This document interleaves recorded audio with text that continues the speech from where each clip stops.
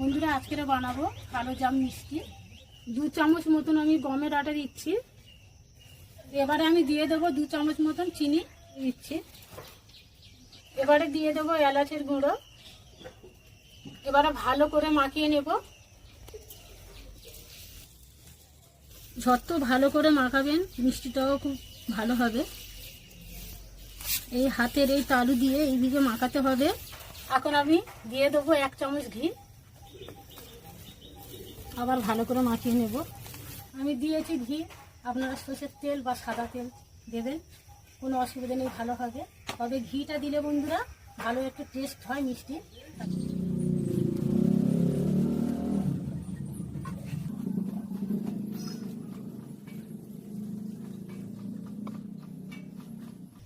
এই একটা মিষ্টি বানিয়ে নিয়েছি।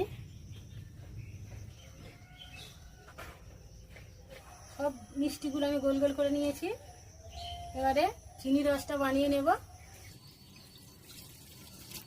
400 জলের মধ্যে আমি 500 চিনি দিয়ে দেব।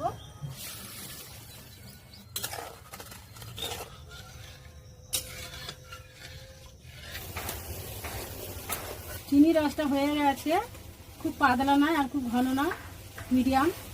তো এখন আমি লাগিয়ে নেব। এবারে মিষ্টিগুলো ভাজার জন্য দিয়ে দেবো সাদা তেল। তেলটা হালকা গরম হয়ে গেছে, এবার মিষ্টিগুলো আমি দিয়ে দেব।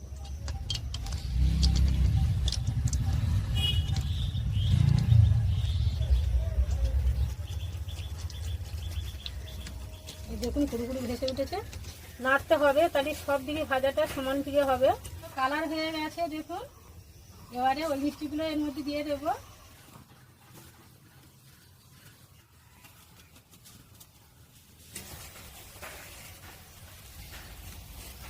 কালো জাম মিষ্টিটা পুরো কালো হয়ে গেছে, এবার আমি তুলে নেব।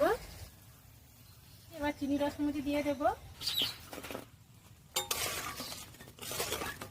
1 রাখ রেখে দিয়েছিলাম। আজকে সকালবেলা মিষ্টিগুলো আমি নিয়ে এসেছি। তো মিষ্টিগুলো এবারে আমি তুলবো প্লেটে, তুলে আপনাদেরকে একটা কেটে দেখাবো।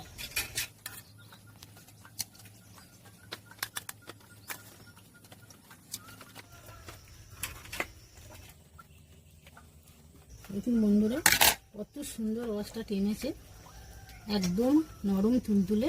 এই মিষ্টির মধ্যে আমি একটু দিয়ে দেবো গুঁড়ো দুধ। কালো জামের রেসিপিটা আপনাদের কেমন লেগেছে অবশ্যই কমেন্ট করে জানাবেন।